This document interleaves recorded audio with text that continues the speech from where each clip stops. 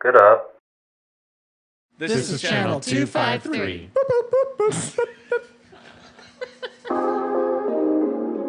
On this episode of the Grit and Grain podcast, we had a sensory game, so it was really easy to reel people in. They like walk by the game and give it the side eye. And they're like, "What's this?" You challenge all the nerds to a sensory thing. Oh, That's yeah. a good idea. Yeah. And they put up a leaderboard so you could see who had previously won the you guys game. were And they're happy like, for this. Perfect. "What's going on here? I want my name at the top of that list." I would have never left your movie. Channel 253 is member supported. I'm producer Doug Mackey, and I hope you will show your support by going to channel253.com/membership and join. Thank you.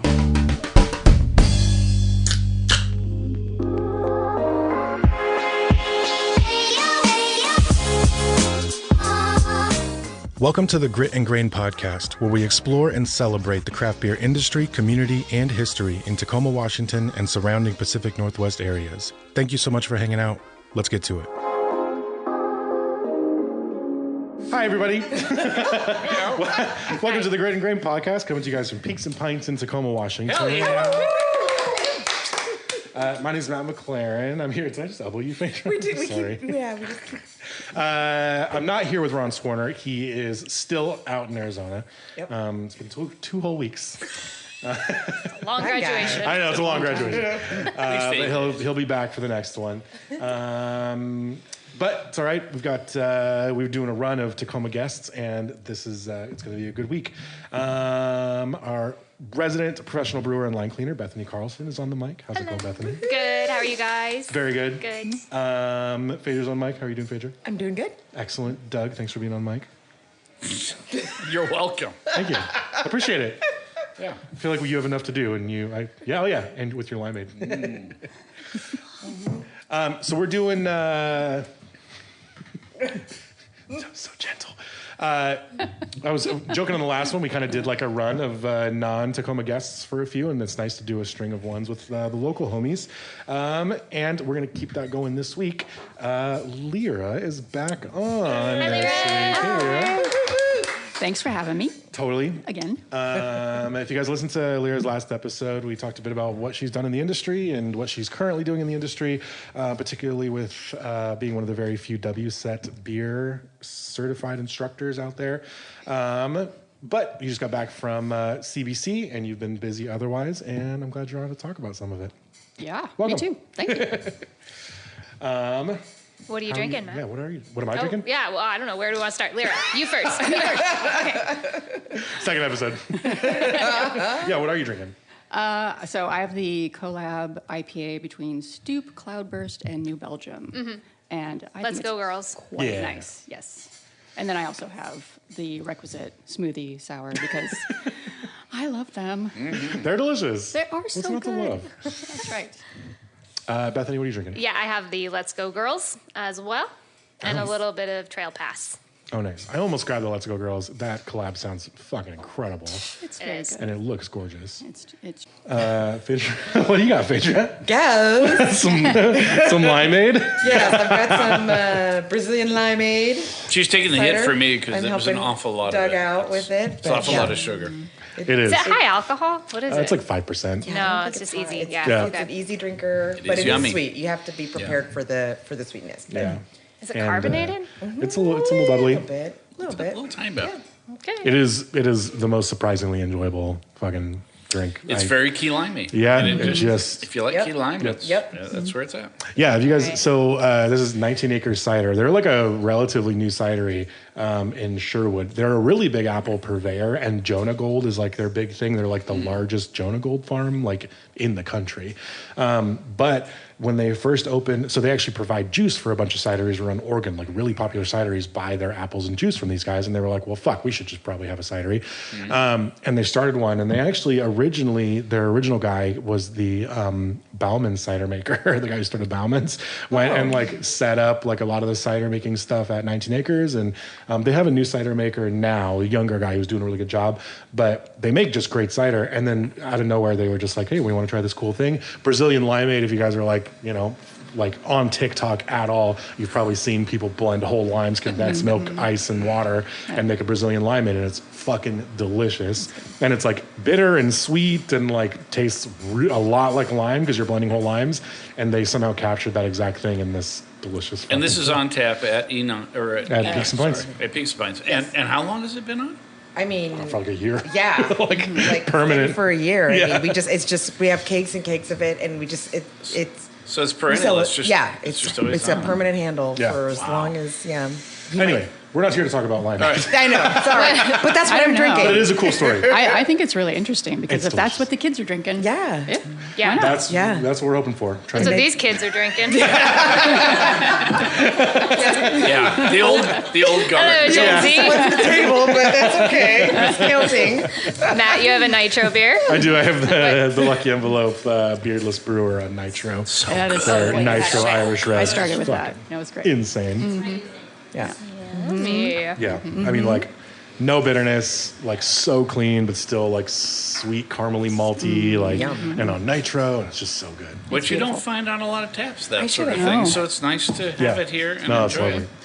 Ron changes up his nitros every now and then. And I love it because like we get weird stuff from breweries sometimes where it's like a nitro red isn't that unusual, but like Epic is really they do like nitro sours and nitro IPAs, and like Ron will bring that shit in, and you know that. he likes to just rotate like not just stouts on his nitro, which is super fun. I'm glad he chose that. Yeah, Parkway he does didn't. too. It was my fault. I know. That's why I said it. Trying to give him props, but no, I 100% mistakenly sent this to Ron, and he was like, fuck it, I'll keep it. Thank you, Matt. And it's great. Parkway always has some good nitro stuff on too, like different, not just stouts. Usually like an IPA true. or something. I'm sure there's a good reason for this, but I often wonder why there isn't a 100% nitro brewery. Man, Like, what why is the why reason don't for we? that? There's one handle at every bar you can take, right? Like, But if you could sell the shit out of it at Yeah. your own place, yeah, all Right. nitro. All of your beers are nitro? all of your beers at your own Or place. like 80-20 at least, like where Yeah. you'd have like Run 80% with it, somebody. nitro. Come on, run with it. I know. Yeah. Okay, you Lyra's heard it giving you a first. gift. If I thought I could make any money owning You a could brewery, make I'd do hundreds it. of dollars. Hundreds of dollars. If I start out with 200, I can make 100. Yeah. Super. There's and that's the beer Smart. business. Yeah. No, I like that idea. I've literally never thought of that before. Yeah, that's awesome. Yeah, well, there's so many people who I'd go. complain I about love a nitro CO2 beer. bothering them. Imagine And if they being had filling. a brewery that they could just rely on, and you make all sorts of styles. Oh my gosh, I love It's true. it. I love this. Paul brought up a good point behind the mic, but Machine House is probably about as Yeah. close as you would get. Right. Although it's like not necessarily nitro, it's just light The carbonation. cast. Yeah. But yeah. Yay, Machine House. I know. Yes. I gotta talk Bill to in come. general. Bill was like one of our first episodes. I feel like I need to get him back here, Bring him especially back. since I like think his so, new. too. I'm gonna make him bring Ethiopian food when he That's- comes down Yeah. because he's right next to like the best Ethiopian spot in Seattle, and fucking surprisingly enough, injera with like beef stew goes very well with like a dark mild. It's like one of the best goddamn Well, pairings that- out there. What do you mean surprisingly? That's- I was That all gonna say- sounds- I know. It's not, I shouldn't say surprisingly, like, but I've never had it before, but like, Irish- it's not like, whoa, that's weird. It sounds really good. I'm not making a smoothie sour with it or anything. It's Irish stew would go with it. Yeah, and bring samples. yeah, exactly. right. If you're listening to this, bring samples, please. I'll bug him this week. Because he's in the new spot, right? He Yep, on Rainier So Ave, we yep. need we need to hear about all that. He's also That'd be awesome. right by like the brioche donut spot. That's like super good. He's in a great food. Sounds like area. we should You're go like- up I there. know. Maybe we should just take a fucking field trip. So I want go you to go to hang their out. podcast, but you got to bring like a whole bunch of things for us. Yeah. right. We'll stay We'd here. love to Donuts, have you, bring but Onyx coffee. We'll stay here. You bring the neighborhood. Yeah, He just Yeah. pulls in a shopping cart. I know. Thanks, Bill. Now you can hang. That's good. Okay. All right. What were we talking about? We're talking you. CBC. CBC. Oh yeah, CBC. How was it? CBC, for those who might not know, is It's Craft Brewers Conference. I'm sorry. You're welcome. Where was it this year? It was in Indianapolis. Yeah. And it was the first time I've ever been. So my perspective is probably quite different. And I did hear from other attendees that they thought it had a lower attendance this year. But I thought it was really well laid out. My guess is that there were about 9,000 people attending and almost 600 vendors. Oh wow. And then, 4 plus days worth of activities and seminars and events and all sorts of things. So, so for me, it was just a really great experience. First time being there, I was kind of wide-eyed the entire time. Totally. Like, woo, this is fun. It's the biggest beer conference in the States annually. Yep.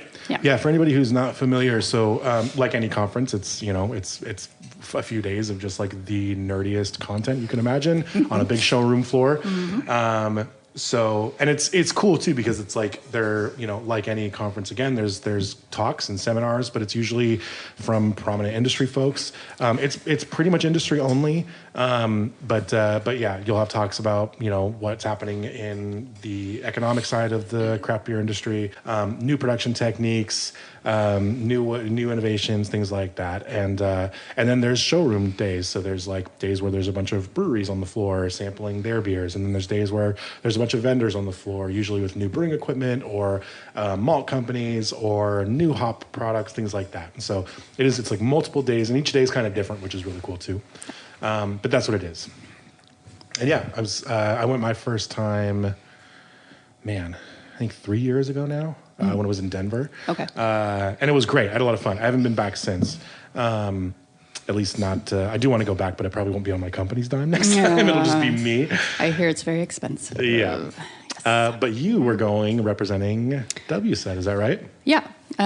They contacted me maybe like 2 months ago and said, hey, do you want to come and work our booth one day? We'll pay for your ticket. You just have to, get a flight and a hotel. And I was like, ooh, that's a great opportunity. I will have such FOMO if I don't do that. Yeah, totally. So, so I worked it out with my actual job and my actual job, and managed to make it happen. That's great. And so literally, I just had to work the booth one day and then got a full ride to the rest of the conference for the 3 days. And that was just such a good deal. And working the booth was so much fun. It was easy. And I just love talking beer to everybody who was willing to talk beer once they passed by. Sure. We had a sensory game, so it was really easy to reel people in. They like walk by the game and give it the side eye. And they're like, what's this? You challenge on the nerds to a sensory thing? Oh, That's a good idea. Yeah. And they put up a leaderboard so you could see who had previously won God, the you guys game. were And they're happy like, for this. Perfect. what's going on here? I want my name at the top of that list. I would have never left your booth. Pinball. So it was, I know, I'm such a fucking idiot for that shit. So it was much easier once you saw people interested in the game to say, hey, you want to play the game? And so it was really fun. And so it was So what was this game like? What did you guys do for it? Yeah, so there was a table set up with 6 different stations, and you basically scan a QR code on your phone, and it goes through 6 questions, one for each station. And each station has a representative, something or other for that question. So like one of the questions was, what does this ingredient represent as an off flavor in beer? Mm-hmm. And it was just a pile of popcorn. And then you get a multiple choice, Sure. basically. But it was 3 questions about beer, and because WSET also does certifications in wine, sake, and spirits, there were 3 questions related to those things as cool. well. That's a great idea. So it got people just a little bit out of their comfort zones. I think we only had one person the entire conference who got all 6 of them right. Whoa. Yeah. There was Step it up, nerds. What are you doing, man? Yeah. There was a question about sake that just stumped everyone. And honestly, What was it? It would have stumped me too. Until they defined what the Japanese word was that I didn't know. It was basically it was which of the components on this board are an off flavor in sake, and the off flavor term was in Japanese.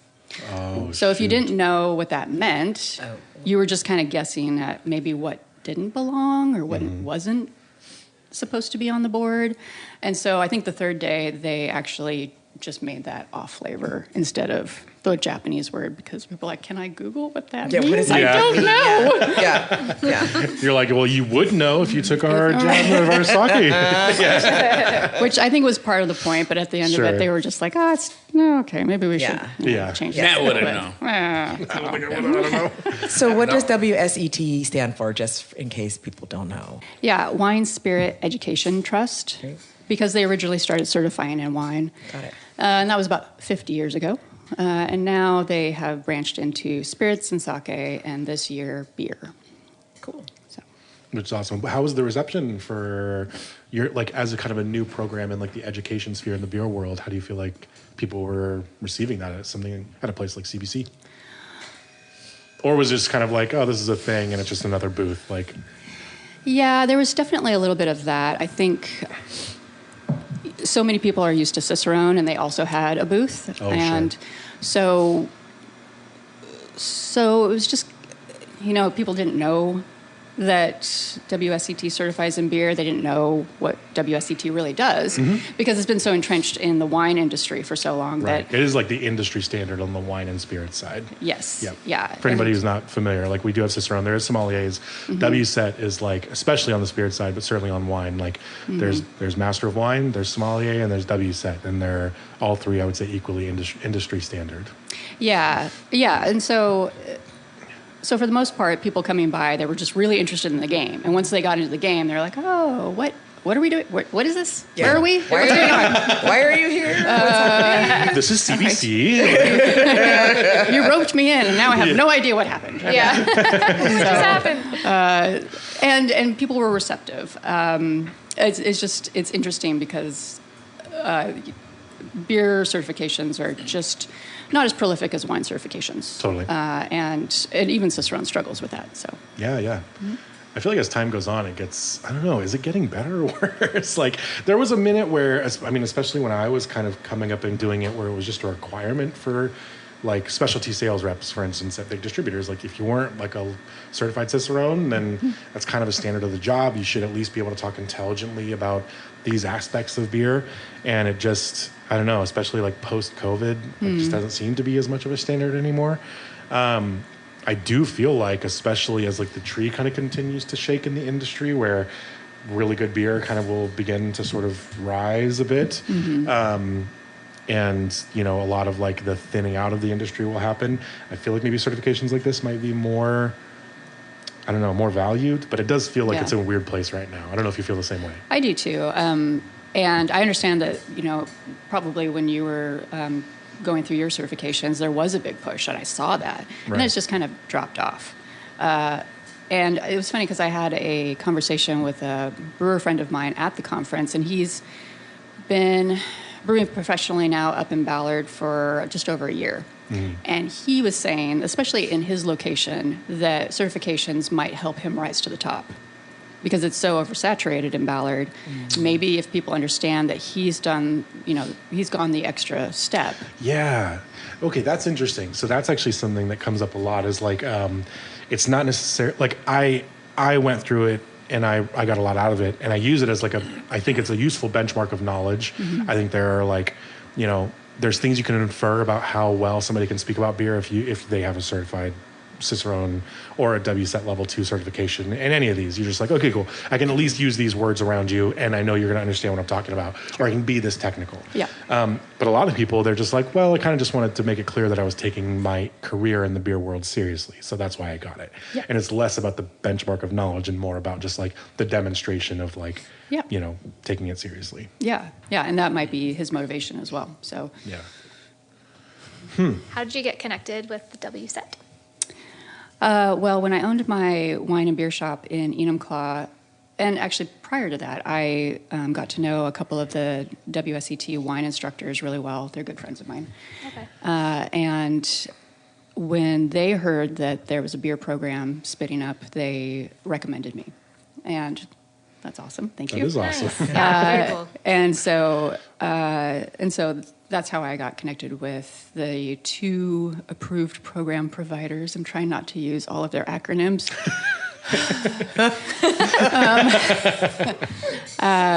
So, and WSET is actually quite complicated. They're based in the UK.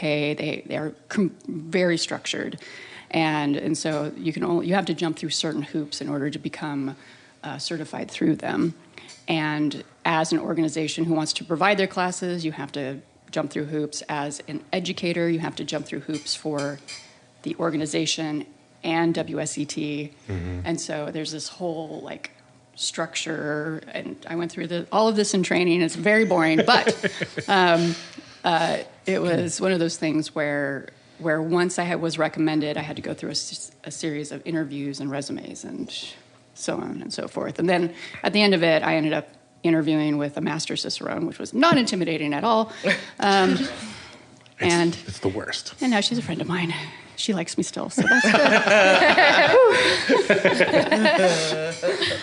Man. Yeah, it was quite the process. And then you got a ticket to CBC. Yeah, I know. CBC. Payment. Yeah, you're like, it's all worth it. Yeah.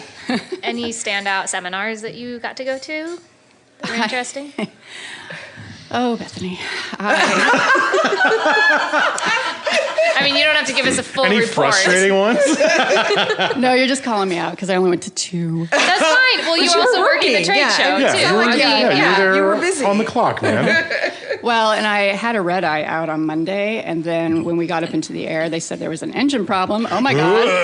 And turned us around. When and you were went in the air? Back to Seattle. Nice. Yeah. Ooh. So just. That's a nightmare. Yeah, what a way to Yeah. start the trip. Yikes. Yeah. So you made it back alive. That's more important than seminars. I made it back alive. Yeah. And then I got on a plane about a couple hours later and landed in Indianapolis at 8:30 a.m. in the morning. Oh, no.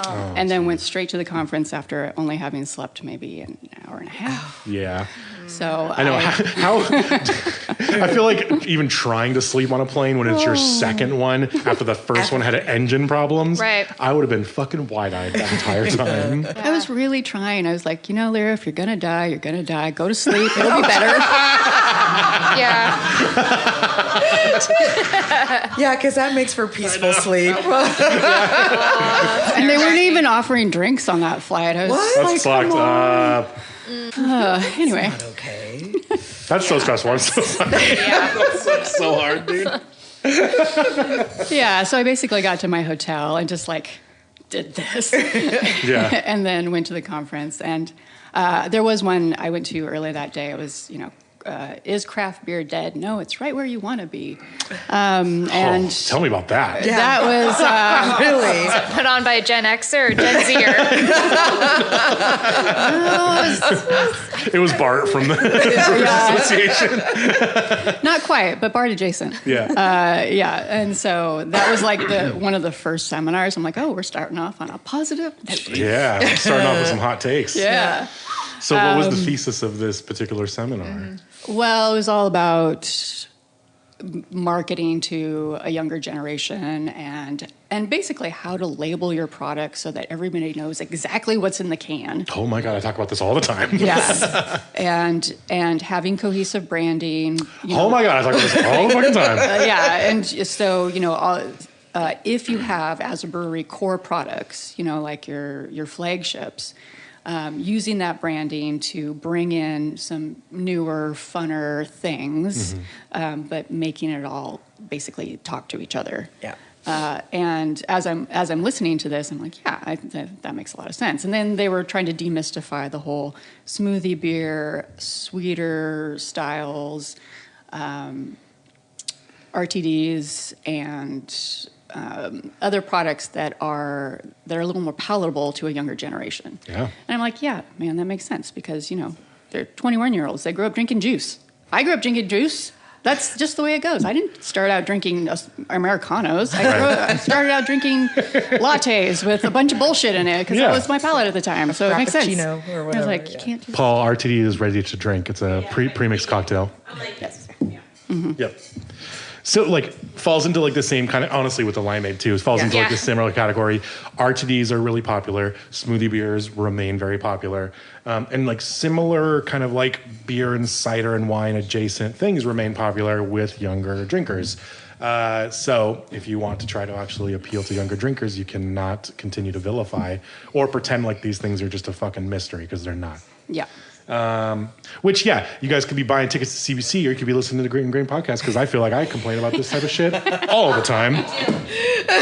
And I'm fucking right. One's a lot cheaper. I know. Actually, it's funny. I'll tell you about this.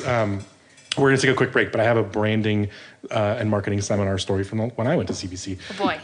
Yeah, so we need some fresh beer, but we'll be right back. Stick around for just a second. Hi, this is Eric Hanberg, co-founder of Channel 253 and host of Citizen Tacoma. I'm Doug Mackey, the sound guy. And we are here because we are asking for your support for Channel 253 with a membership. $4 a month or $40 a year truly helps us keep this operation going. And if you're feeling particularly generous, we do have another level that is $253 a year. That's right, the Tacoma level. Whatever level works for you, you can support us. Keep us going. Keep the podcast flowing. We truly appreciate your support. Channel253.com/membership is the place to sign up. And if you're a member already, thank you. Welcome back. Thanks for hanging out during the break. As always, a shout out to Doug, our wonderful producer, who makes us sound lovely every single week. A great pleasure. For like 2.5 years, he's put up with us. It's amazing. And shout out to Chris for putting us on video. Thank you so much. Chris. If you guys haven't yet, go to YouTube and find Grit and Grain Podcast and subscribe and leave comments and like videos. It helps us out a ton. You'd be surprised how impactful it can be. And we're giving away free swag to a random person if you subscribe and leave some comments. There is a motherfucker out there who comments on every single video, and I feel like we just owe him some swag. So we'll talk about it. He wins the first round. Awesome. So yeah, we all have a barley wine. Speaking of barley wine. Yeah. Barley wine. What is this, Phaedra? This is Exo Novo's Nevermore. I love this beer so much. Fig and cacao. Cacao. Cocoa. No, it's cacao. It's just not cacao. I don't know if you've ever seen that episode of Portlandia. It's cacao. I missed that episode. I forget about Portlandia. I've never seen that episode. Man, so. when did that stop airing? That was Too soon. definitely... Yeah, anyway. That's so good. It is good. I know. I grabbed a pour of a smoothie beer since we were talking about smoothie beers. That is so good. It's so good. I think I've had a bubble bath that smells like that. In a good way. Save this for later. I thought she was Thanks, talking, Lyra. Sorry. You made it weird immediately. For the barley I wine. thought she was talking about the barley wine. Barley wine bath. That's a bubble bath. Let's combine the two and get in a bath. Do you guys get peanut butter in it like Tristan did? Oh, man, let me see. This one? peanut butter? It's supposed to be bananas, strawberries, chocolate. Nah. No. Tristan, you're wrong. I think that bottle of peanut butter beer he had was just Just like radiating. radiating out. Yeah, we hadn't even opened it, but yeah, it was. That coaster. Or like his only, like he just, like the strawberry, he's just like, oh, it's a peanut butter and jelly. Like he just instinctively. Strawberry peanut butter. Yeah. But yeah, probably a combination of the two. It's good. I like It's it. delicious. And like Lyra said, apparently it's a part of the future of this industry, according to. Get used to it, people. Yeah. So, okay, it's funny that was like the talking points of like a seminar that was, is craft beer dead? No, it's right where we want it to be. Was the point of them bringing up those things to sort of like isolate the things that are separating the breweries that are kind of like surviving the tree shaking period? Was that the idea? Or Yeah. were they just talking about like what works and what doesn't work right now? Well, I think to some degree, yes. And then there was also the concept of right-sizing the industry, and it's it's aging, and we're just Great kind of contraction. yeah. Well, and just like any industry at this age it just kind of happens that way. There's consolidation. There's a lot of like you said, tree shaking, and people are panicking, but it's okay. It's just growing pains. We'll get there. It's fine. Sure. Yeah, and we all need to figure out what to do next.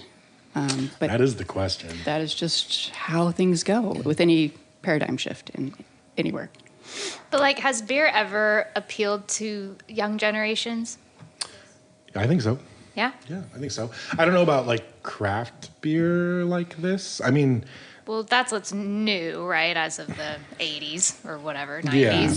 But like beer, I feel like has never, I don't know. I don't feel like it's a young generation thing regardless. No? I think, especially in like other parts of the world, I mean, like you can be 16 or 17 drinking a really good beer in Germany. I think it's baked into like especially certain European cultures more than it maybe is in like American culture, because craft beer here is still relatively young. It's like toddler stage compared to like, Germany or the Czech Republic or like, different parts of Europe. So that could be why it's maybe just not as ingrained in culture here. And maybe like part of right sizing is like breweries figuring out how to ingrain themselves in culture in America. And maybe that's like the change that it kind of requires. That's what I meant in America too. I know there's I know craft beer has been but other places. that's like why it's a fair question is like, why is it different here maybe than it is in other? Because I think you're kind of right. Maybe it isn't as appealing. I mean, like the story of like the 21 and 22-year-old who started off drinking really good craft beer is like kind of rare. Like when you hear somebody who started drinking craft beer that long, you're like, oh shit, that's sick, good for you. For most of us, we were drinking like Corona and like Coors Light up until like our, I don't know, mid-20s maybe. Keystone Light. Yeah, whatever. Yeah. In Bellingham. Yeah. Rhinelander. So I'm old enough where I grew up drinking imports. And a huge variety of imports because there was no craft beer industry yet. So that's a good point too. Is like that was like before American craft was super accessible. It was just imports. Like if you wanted something better than what you could get, just as like a standard American light lager, it was imports. And the variety of imports back then was extraordinary. Yeah, for much sure. more than it is now. Thanks, Charles. I was going to say, thanks, Charles. Thanks, Charles. Yeah. The guy. So yeah, I don't know. I think that's probably part of it. And like we joke too, is like no kids don't do the same drugs their parents do. Right. All the kids who are hanging out in that's breweries huge. in 2010 to 2016 who are all drinking age now, we're like, I'm not fucking going to a brewery. Like, Right. I'm going to do ketamine. yeah, yeah. I'm trying to forget about everything, not just work. So And sometimes are they the younger set?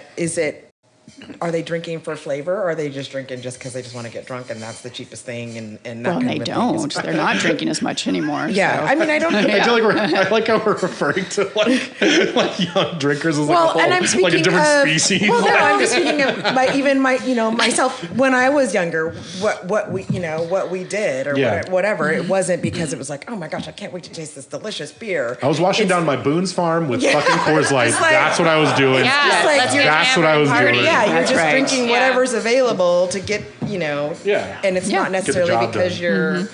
you're gonna enjoy this nice beverage. We should or interview whatever. one of these species of Gen Z. Let's bring one on the podcast. Yeah, but the thing is, we have to turn the camera off. I've said it before. I changed their voice. Right? Disguise them. No, I with was- Their witness silhouette. protection. Bring on this 17-year-old. That'd be I've so said it funny. before. They We can all should. tell us how they buy stovepipes of new Belgian double IPAs before they go out to drink real shit. It could be a monthly Yeah, feature. we've all done that. That's why fucking Parker was here last week talking about why 19.2s are the number one growing category. It's because young people are buying $3 cans of 8% double IPAs before they go out and actually drink real shit. That's why it's up 30%. Yeah, that's But funny. another thing I was thinking about in terms of the industry is it must be interesting to be a brewer. You start brewing beer, you end up going into the profession, and you probably got into it because you had a passion for certain things that you like to brew. Yes. And then you're in the profession, and then the market starts to shift. So you're kind of have to adjust to the market. So then you start doing things that you're not particularly fond And of it or feels like a interested fight. in. And it feels Yeah. like a Like fight. smoothies, Yep. if your thing, Yep. is that it must be an interesting thing for brewers. I'll give you an Yeah. example of like the side of the spectrum that is like really uncommon in this exact kind of territory. Because especially up here, I mean, the Northwest is really interesting because we have like really world-class lager producers here that really set the tone for a lot of other breweries. It's really difficult to brew lagers in like where Chuckanut was born and not take it super seriously, be very traditional about how you approach it, and have a consumer base that kind of has tailored their sort of proclivities towards that type of tradition and quality, right? And that's not necessarily a bad thing, but what it does do is when the market shifts away from those, it does feel like a fight. So I actually just had same with, I mean, we're hop country too. That's the other thing is like, you know, really traditional, very good, high quality IPAs. You're pushing the industry forward, but you're doing it in this lane that's already really thin. IPAs are a huge chunk of the market, but it's still what the general population thinks of as craft beer. Right. They don't like craft beer because it's just all hoppy, crazy shit that just doesn't taste good. So you have these kind of two lanes that are really traditional and feel like a fight. So I talked with a brewery this week over on the East Coast. And the East Coast and the West Coast, I've talked about this a couple of times, are a little bit different, especially in the way their consumers, I think about how much they enjoy drinking stuff. So Untapped ratings is kind of where this is really prominent. So a brewery like Single Hill, for instance, or like you can pick a lot of really world-class, like what I would consider, we all consider world-class breweries in the Northwest, have relatively low Untapped ratings for the quality of product they produce. I would say somebody like Single Hill is like one of the most important hoppy beer breweries in the country, but certainly in the Northwest. And I want to say their average rating on Untapped is like 3.9 or something like that. I have the feeling that in general, people rate beers in the Northwest based on how close they are to what the brewer says they intended with the beer, or how close it might be to the style. So on the East Coast, I actually think it's much more about whether or not the consumer just enjoyed the drinking experience. So the way that shapes a brewer's approach is that this brewery that I talked to sits down every couple of weeks with their entire staff and they run like 10-week averages on their Untapped ratings, and they look for like inconsistencies. They look for reports of like packaging, things like that. And the brewer acknowledges 100% that Untapped is like a pretty imperfect tool, but like none of us are complaining about the existence of drills just because somebody put a fucking hole in their ankle. Like there are shitty users of every tool, but the tools are still, tools that could be used. And he kind of like, I don't know why. But like, you know what I'm saying? Like it's more likely the thigh. Yeah, it's the thigh probably. Yeah, because I've done it. All right. But yeah, every tool has shitty users, and you don't. If you're the type of person who complains about the tool versus the user, you're kind of missing the forest for the trees. And so they actually sit down and use that as a tool. And like this brewery is now among, I want to say, the top 20, 25 rated breweries in the country. And that changes your business quite a bit, obviously. And that to me is not treating it like a fight, but just kind of like riding the wave that continues to form, you know, as your business continues. And I think the breweries that are maybe going to survive a lot of this stuff are the ones who kind of, you're not treating it as a fight. You're not acquiescing to anything. You're just you know, designing your business to ride the wave better. So that's where branding consistency comes up. I said I had a story about this. And so this is something that I talk about with my breweries a lot, but we've talked about it on here a lot, is like branding consistency. If you are a brewery that releases a really cool limited beer every week because you know that the market really loves cool limited beers, and if you make the same beer over and over, you're not really capturing the side of the market that loves to try the new thing every time, you're really fucking yourself pretty hard if every single time you do that, the consumer can't tell that it's a beer from the same brewery as the last beer they enjoyed. Right. So branding consistency. Brand standards. They call it. It's becoming so important. And there are still breweries who just will not fucking acquiesce to this at all. Wow. And that's really, like, it's really tough. And I'm not saying that it's easy because, like, you know, getting somebody to, like, do your marketing for you is really expensive. Bethany, you guys are going through this right now. Like, it's a difficult process, it's stressful, and it can cost a lot of money, and there's not a ton of small breweries that can do that. But there's also ways to, like, you know, there's also ways to find some brand consistency or a brand identity without necessarily doing all that stuff. So the funny conversation that I had, so when we first, like at my day job at Orcas, when we first started noticing that was starting to make a difference, I wanted to know what like branding sort of like methods or trends really helped breweries stand out on shelves. And so when I went to CBC, they had a talk with the, I might have told the story before, but they had a talk on branding and marketing and advertising with the original team that made like the Blue Moon marketing thing. Like obviously very famous. Those guys have been doing this for a long time. And so my question to them when they did like a Q&A section was like, what are some like sort of standard things that a brewery can do to help their single cans stand out on the shelf? And they like didn't necessarily know how to answer the question because they were still thinking in like 6-pack broad facing billboard statements on shelves and not single can design. And so they were like, I guess like leave some of the can exposed. That might be cool. And I was like, certainly there is like a design element or like some kind of like rules you can follow to make a single 16-ounce can stand out on a shelf. And they just didn't comprehend it because like it's really only been in the Northwest and maybe a few other metropolitan beer markets that are really saturated where a lot of people have moved to single-face 16-ounce cans on shelves, and that's the branding you have to stick to. And it was weird because I was like, I feel like I'm being really clear about my question, but they just didn't understand what I was asking. Not everybody has a Tacoma voice. I know. Donna, you fucked it up for us. I know. But it's true. Or did she? Yeah. Dude, Donna's been 20 years ahead of the curve for 20 years. Yes, she's amazing. She keeps pushing. That's Yeah. Honestly, she should give a talk at CBC. There we go. That sounds like a great idea. Yeah. Well, that's definitely would be the people that are, you know, like Ron and Donna and Yeah, what's moving, what's and not, and what why. what works and which packaging works. And I mean, I know from just if I can't read it, I can't even tell the customer. And with what the it is. selection here is huge. Yeah. You know, if you're going in there just looking for a particular thing or just scanning the shelves, I know that if I'm looking at the shelves and I can read it and I see a description, then I pay attention to it. Some that are just, they turn into blurs and my eye just goes through because I've got So many to choose six from. coolers to look Yeah. at. Yep. If I have to open the door and turn a can, Exactly. lazy as fuck. Lost me. I'm lazy as fuck. I'm like, I Yeah, totally. I need to know. Just Yeah. Dude, Yeah. I mean, we've talked about this as like how people prioritize. Like, if you're in a state where you don't know anything about any of the breweries, how do you prioritize picking out a 4-pack? And number one is style. I know which style I'm into, and I'm going to look at whatever section maybe that style is. Number two is like how the label looks.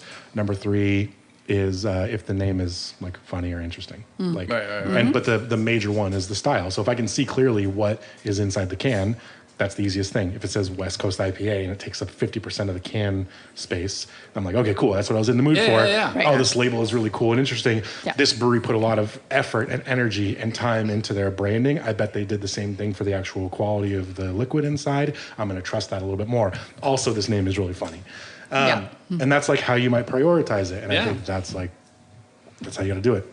It's interesting that that's still a topic of conversation. I mean, it's good that it's still a topic of conversation at CBC 2025.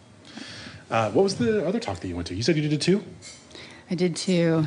It was a long day. It's okay. It was The engine catching on fire. Yeah. That's what I keep. No, that's Flames coming out. in my brain. Yes, that's what's happening right now. a Final Destination premonition. Yeah. Oh, I went to a Distilling 101 with my cool. friend Tony, who is the head brewer from Bellevue Brewing. And actually, you'll appreciate this. He won silver for his Pilsner at World Beer Cup. That's so crazy. And he has been working on that fucking beer for 10 years. Good for him. He was doing a Pilsner recipe before anybody else in this area thought Pilsners were cool. Yeah. Good for him. Yeah, He was that's awesome. Very near cool. tears. And I'm sure he was. That's and so been nice. brewing for so long. He started out at Fish, Yeah. and then moved to Bellevue, and for me to see that from him, and him still having such passion for the industry, was That's so cool. this is one of the reasons we do this. Yeah, totally. It like reminds you why you're. It's one of the biggest reasons we do this. Yeah. So I went to Distilling 101 with him, and it was great. It was really fun. It was just something that we were both like, whatever. We're gonna just waste an hour and hang Go out. learn how to make bourbon. It's fun. They're fun. Like it's not like you're gonna be tested on it later. You can just like go and absorb the information. Yeah. Like Yeah, they're that's really the best fun. part. Like that, yeah. You know, somebody else paid for him to be there. He was like, I don't know. I'm just gonna fuck off and do whatever I want. Yeah. Sick. I'm like, cool. Let's And do win that an together. award while I'm at it. I know, right. seriously. I know. Because they announced it like at CBC, right? Yeah. Oh, nice. That's the other part of CBC is the World, The World Beer Cup. Yep. which is really cool. Yeah, And, it's so exciting. I forget about it every year. That it's like that's what also happens at CBC. It's like Yes. you know it's a big part of it. I know. So Did you find any good breweries in Indianapolis? Oh, well, I scheduled a beer bus tour for Tuesday afternoon after not sleeping for however long. And so we went to 4 breweries. They were all really good. And I think the one I liked the best was Primeval. Oh, sure. Yeah. I feel like I've heard of them before. Yeah, they're pretty popular out there. Yeah. Cool. But we also went to Beer, BIER Brewing, and 2 others. I was very tired by that time. That's fair. We went to Sun King on Wednesday, and Good call. I then feel like it's a required stop if you go out to Indiana. Yep, and then a German brewery Wednesday as well. It was also very good, and for whatever reason, I cannot remember the German words. That's fine. The name. You're not being tested. I know. I would happen to be there for an event, and you have never seen so many advanced and master cicerones in one room, duking it out. Yeah. It was. Sorry, I'm one of them. I know you are. I know you are. It would have been so interesting to see your face and just watch you react. Matt doesn't like being alone. Yeah, shit. Were there fights that broke out? A lot of No, they're all quite respectful, but it was slapping. It was interesting. You're like, this is why nobody wants to do this anymore. This whole room.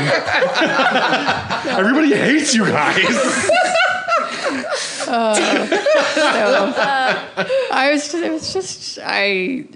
I loved the entire thing, but it was an interesting social experiment, and so just watching them have conversations, Social experiment. and This is like the real Out in the subspecies wild. is like the group of cicerones in the same fucking room. yeah. So there's a master cicerone that basically oversees the WSET beer program, and then there's the new owners of the Cicerone program, and just watching the 2 of them. Oh, because Mr. Daniels sold it. Is that He right? did over a year ago. That's right. And so watching the 2 of them debate judging beer based on style versus expression, because I do love that debate. All right, I fair know. enough. I love this debate. I know. And we This is could have a great whole debate. podcast over I that. know. But We need to do that next time.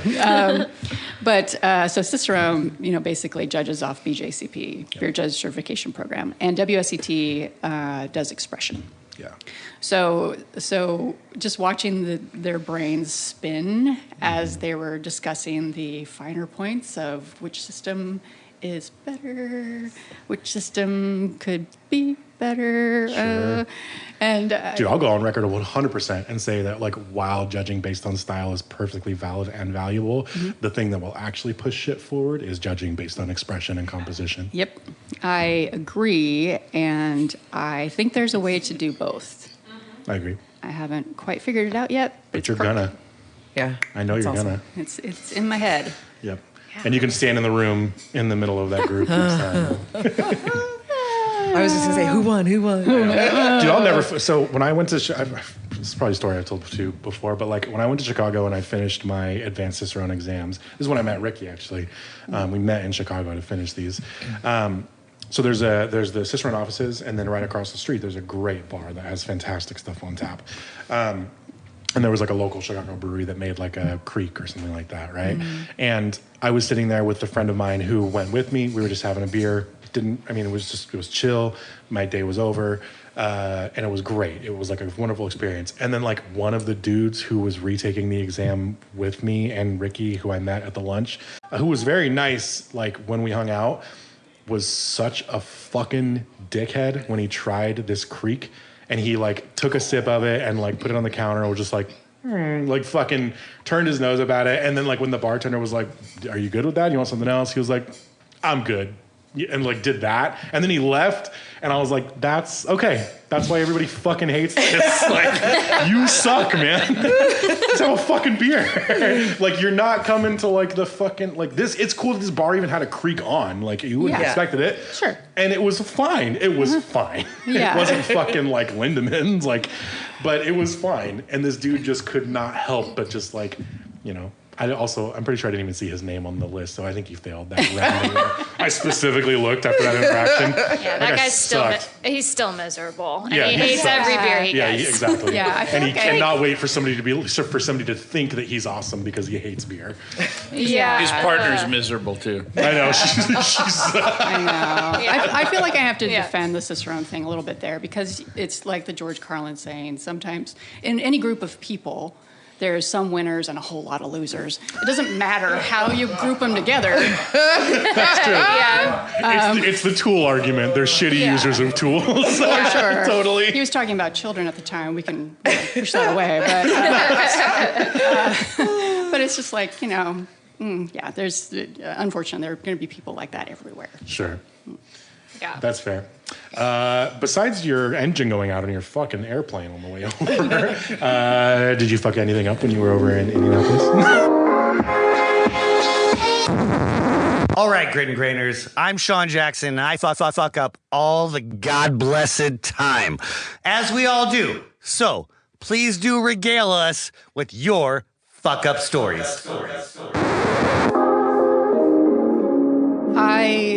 I did not. I have, I think, a slightly embarrassing story. Oh, we're here for Yay. it. Excellent. If I had been awake enough to view what was going on. Oh. We're on the edge of Go on. I know. Say more. No Diddy. No. Yeah, wait. Sorry. Oh, well, let's hope that didn't happen. So I can tell you that Is this on the plane? it was not on the plane. It was on the bus. Okay. So the beer bus, Matt. Anyway, continue. So I got on this beer bus at 2 in the afternoon. We were going to 4 breweries. It was 4 hours long. I had not slept, right? And so I had some good conversation with people on the bus and great. But as the event wore on, I was just like, oh, and I was very hungry. And so at the last brewery that we went to, I ordered a pizza. And we had like a half-hour drive back. So we get back on the bus. I'm sitting in my own seat by myself, and everybody's talking and having a great old time. And I wolfed down half of that pizza. Sick. And then proceeded to fall asleep, probably with my mouth open like this. That's a vibe. For at least a half an hour. And I'm sure that everybody was just looking at me like, wow, she is drunk. I know. But by the time the bus rolled up, I was like, I do not give a fuck. I'm so tired. I don't want to look like an amateur in front of the beer nerds. I'm so tired. And they have no idea. So Well, that My wasn't plane dark. almost exploded. That's right.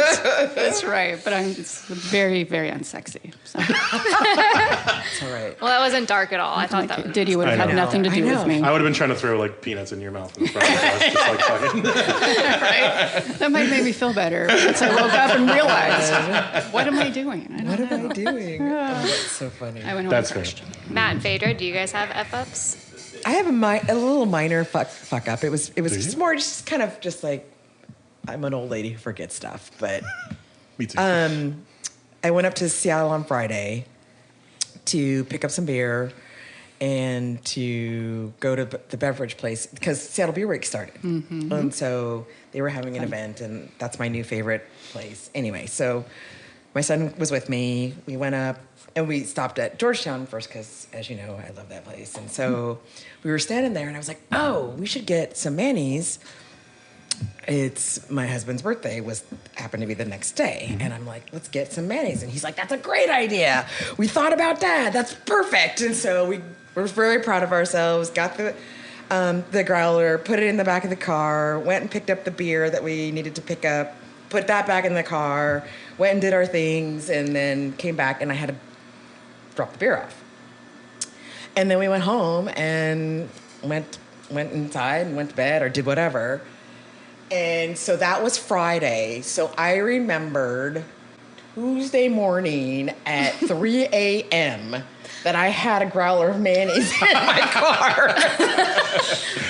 Did you just start drinking at 3:15? No, I stayed in bed. I was just like, I just can't believe. I'm like, we completely forgot his beer. Dude, that's like... He had his birthday. We did all the things for his birthday and gave him presents and celebrated and went to dinner and both of us. And I texted my son. I'm like, dude, in all caps, there's still mayonnaise in my car.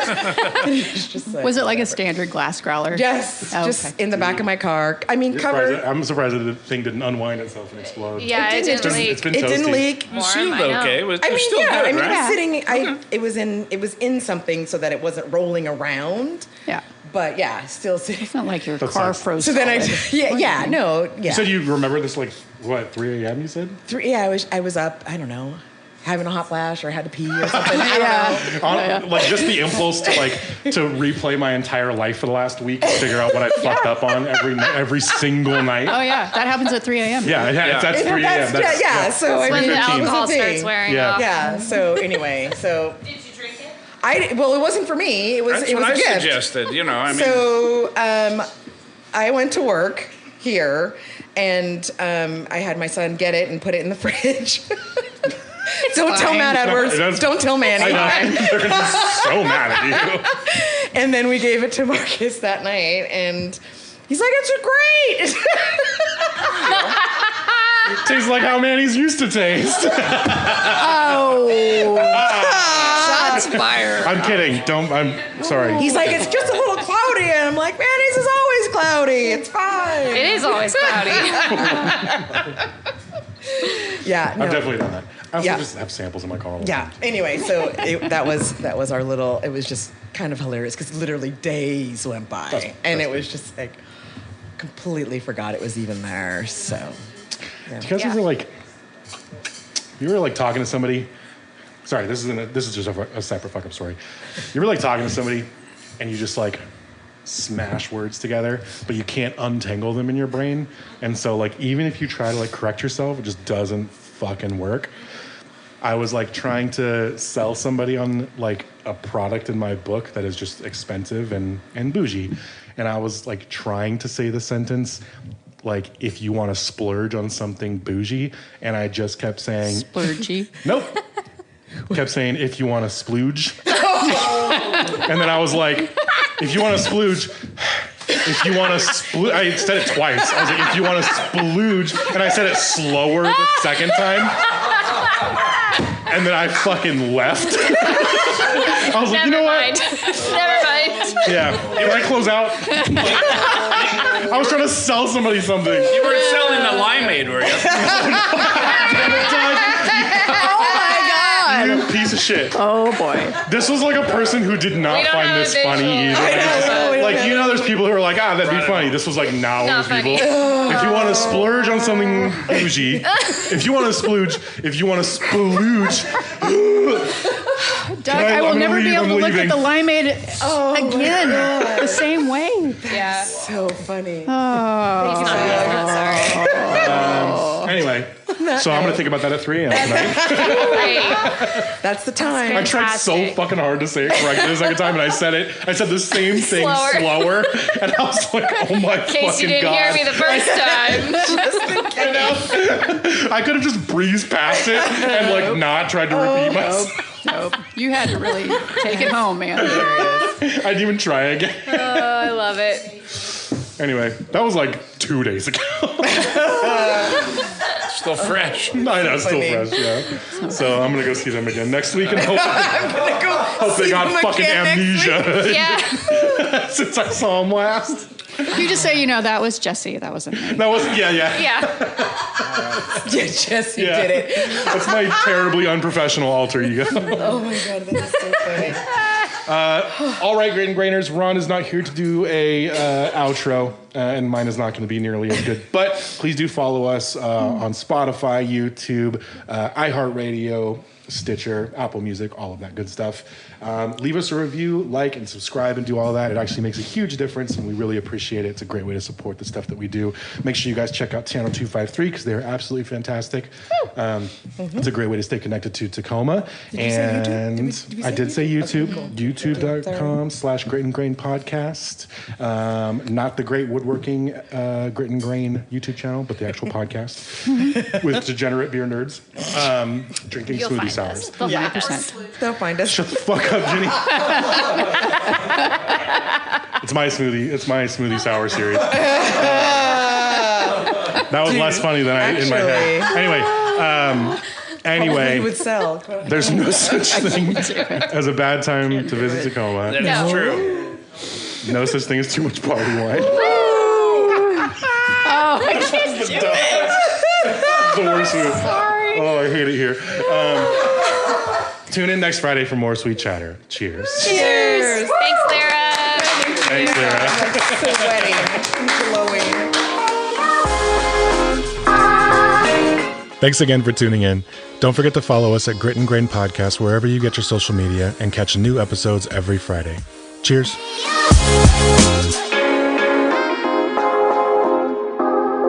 Good up. Channel 253 is member supported. I'm producer Doug Mackey, and I hope you will show your support by going to channel253.com/membership and join. Thank you. Grit and Grain is part of the Channel 253 podcast network. Check out our other shows: Nerd Farmer, Move to Tacoma, Interchangeable White Ladies, What Say You, Citizen Tacoma, and Kitchen 253. This is Channel 253.